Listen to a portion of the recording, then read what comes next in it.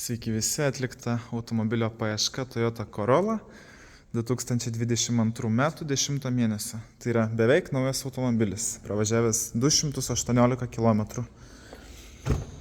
Dar vis su gamyklinė Toyotos garantija. Pilnai tvarkingas, kiekvienas centimetras patikrintas. Nerasta nei vieno rimto įbrėžimo ar kažkokio kito defekto.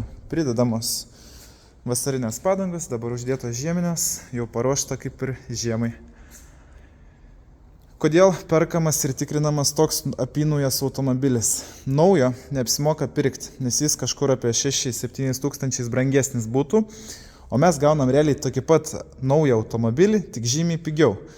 Bet tikrinant tokį automobilį labai svarbu nustatyti jo būklę, ar jis nebuvo daužtas, ar jo rida tikra. Patikrinti kiekvieną centimetrą to automobilio ir išsiaiškinti, ar tikrai galioja gamyklinė garantija, kas yra labai svarbu. Būtent šiuo atveju viskas tinka, viskas tvarkinga, tai pirksim. Jeigu jums reikia tokių visokių tvarkingų automobilių, galit kreiptis į autopatikrą, padėsim surasti ir patikrinsim. Iki!